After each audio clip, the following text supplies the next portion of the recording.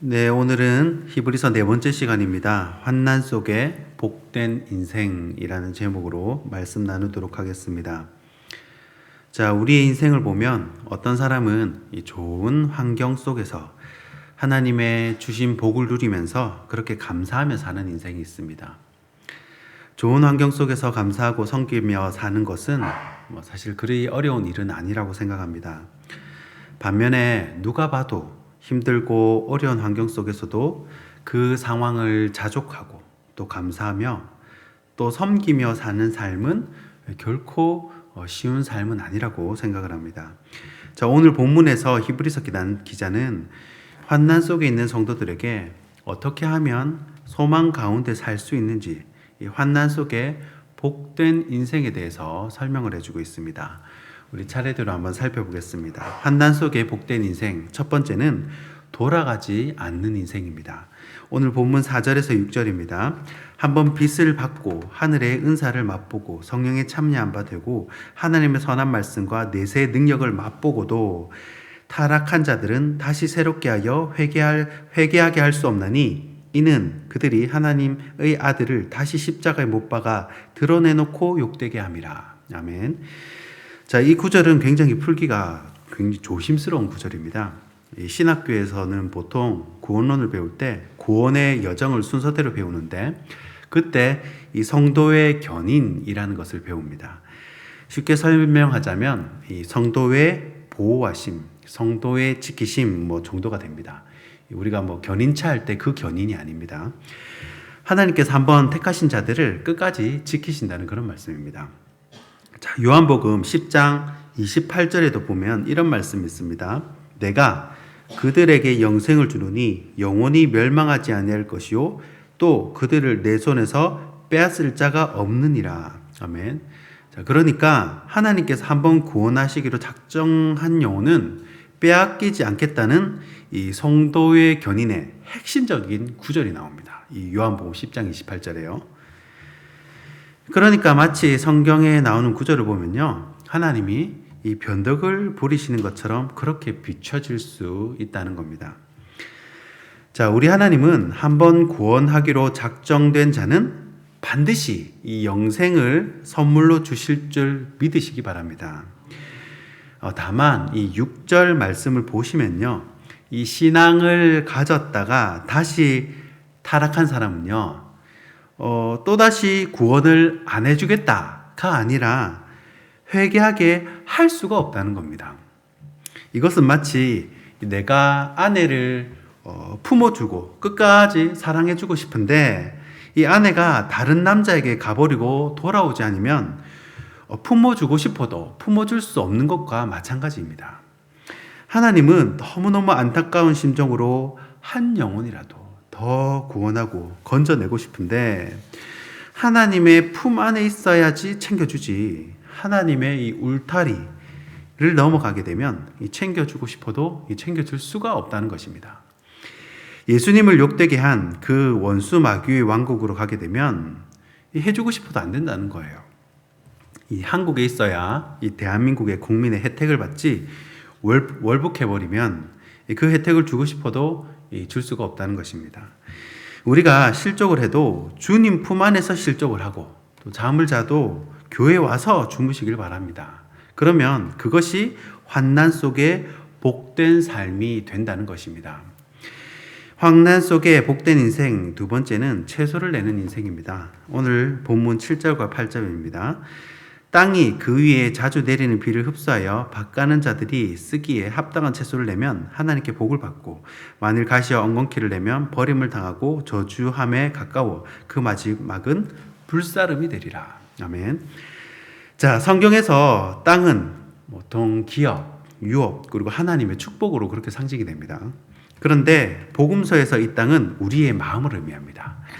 자, 그러니까 우리가 환난 속에서도 우리의 마음에 은혜의 담비로 말미암아 이 채소를 내면, 아름다운 과실을 맺게 되면 하나님께 복을 받게 되고, 반면에 하나님이 이 은혜의 담비를 주시는데도 가시와 엉겅퀴를 내면 결국은 버림을 당한다, 불사름을 당한다라는 그런 내용입니다. 자, 환난 속에서 맺을 수 있는 열매가 그럼 과연 무엇입니까? 불평, 불만할 것이 가득한데 어떻게 환난 속에서 이 맺을 수 있는 열매가 있냐는 거예요. 그것이 바로 성령의 9가지 열매입니다.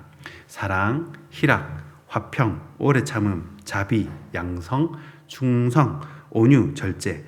이 9가지 열매를 맺도록 우리가 힘을 다해야 한다는 것입니다. 자, 왜냐하면 지금 이 히브리서 기자는 교회 안에 불신이 많다는 것을 압니다. 서로가 서로를 로마 정부에 밀고를 하고요. 성도가 서로를 믿지 못하는 어찌 가시와 엉겅퀴를 내는 그런 삭막한 관계가 되었다는 거예요. 그때 그래도 사랑하고 그래도 품고 그래도 인내할 때 이 채소를 내는 하나님의 복이 있다라는 것입니다. 이 독일의 브루도프 원장님이 그런 삶을 살았다고 하죠. 하도 사람들한테 속으니까 이렇게 막 힘든 척 하지만 사실은 이게 속은 거예요. 그래서 제발 사람 좀 믿지 말라고, 사람 좀 가리라고 동료들이 그렇게 얘기를 하니까 그 원장님이 하는 말이 의심하며 살기보다는 배신을 당하면서 살겠다라고 그렇게 말을 했다는 겁니다. 사는 게 힘들고 어려울수록 이 마음을 열고 또 아름다운 채소를 내는 복된 인생이 되기를 주님의 이름으로 축원합니다. 환난 속에 복된 인생, 마지막 3번째는 섬기는 인생입니다. 오늘 본문 10절 말씀입니다. 하나님은 불의하지 아니하사 너희 행위와 그의 이름을 위하여 나타낸 사랑으로 이미 성도를 섬긴 것과 이제도 섬기고 있는 것을 잊어버리지 아니하시느니라. 아멘. 자, 지금 교회 안에 불신이 있습니다. 서로를 밀고 하는 거예요. 아니면 자기가 죽으니까요. 그리고 상대방의 단점도 보입니다. 저 사람은 누구를 배신했고, 그렇게 잘했는데 또 누구를 밀고 했고, 교회가 질서고 뭐고 이제 아수라장이 되는 겁니다. 그런데 그 와중에서도 끝까지 이 성도들을 섬기고 끝까지 헌신한 사람들이 있다는 거예요. 잘 나가는 교회, 성장하고 네임밸류가 있는 큰 교회는 누구든지 앞장서서 섬기고 헌신하려고 합니다. 이 반면에 힘든 교회, 해도 이 얼굴도 안 나는 교회는 순종이 약합니다. 이 민수기 16장에 보면요, 이 고라와 다단의 이야기가 나옵니다. 이들은 출애굽에는 성공을 합니다. 홍해를 건너는데도 성공을 합니다. 그런데 어디서 실패를 하느냐? 이 자기들이 보니까 이 모세가 영 시원찮은 거예요. 아론보다 입도 뻣뻣하고요.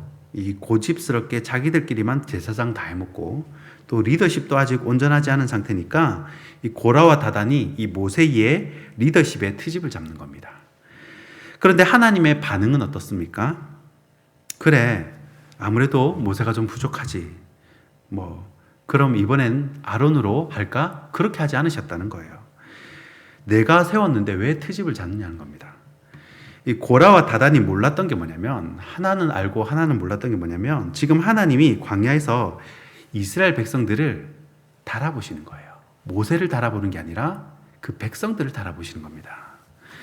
모세가 혈기가 많고 입이 둔하고 리더십도 시원찮은 거 누가 모르냐는 거예요. 그럼에도 불구하고 하나님은 주의 종을 어떻게 대하는지 지켜보시는 겁니다. 얘네들이 내가 세운 종에게 순종을 하는지, 좀 부족해도 하나님이 세운 종이라는 것을 믿고 잘 섬기고 따르는지 하나님이 보고 계시다는 겁니다. 그런데 이 고라와 다단은 에돔의 족장쯤 되는 아주 사회적 지위가 있는 사람인데도 모세를 리더로 인정을 안 하는 겁니다. 결국은요, 하나님 책임을 묻습니다. 모든 일에는 하나님 다 책임을 물어요. 내가 세운 종인데 왜 인정을 안 하냐? 책임을 다 묻습니다. 여러분, 이때 모세의 마음이 얼마나 어려웠겠습니까? 그런데 진짜 지혜로운 사람은요, 힘들고 어려울 때 잘 따라주는 사람입니다. 어려울 때 도와주는 친구가 진짜 친구라 그러잖아요. 이때 끝까지 모세를 잘 따르고 순종했던 이 여호수아와 갈렙은 다 이렇게 소급을 해가지고 축복을 받습니다. 하나님은 다 보시고 카운트를 다 하고 계셨다는 거예요. 그래서 오늘 본문 10절 말미에 뭐라고 하십니까? 너희들이 순종하는 것, 서로 섬기는 것을 잊어버리지 않는다고 하는 거예요. 잊어버리지 않는다. 이어서 11절에 이렇게 말씀합니다. 쉬운 성경입니다. 우리는 여러분이 앞으로도 계속 그 일들을 잘해 나가기를 바랍니다. 그러면 여러분이 원하는 것을 분명히 얻게 될 것입니다. 자, 하나님이 반드시 기억하시고 이 갈렙처럼 이렇게 땅을 더 챙겨주시든지 여호수아처럼 이렇게 자리를 물려주시든지 하나님께서 반드시 원하는 것을 얻게 해주신다는 겁니다. 채워주신다는 거예요.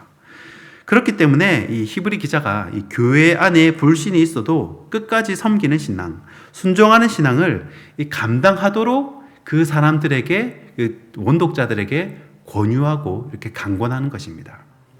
그것이 환난 속에서도 복된 성도의 인생이라는 것입니다.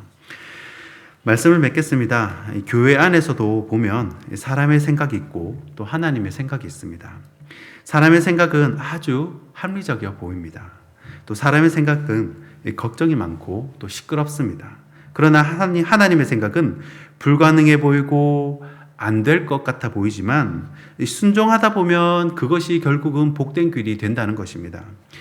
광야에서 다 굶어 죽을 것 같고 망할 것 같지만 하나님의 품 안에 있으니까 결국엔 다 해결되더라라는 것입니다. 오늘 세 가지를 살폈습니다. 이 돌아가지 않는 인생, 또 채소를 내는 인생, 섬기는 인생.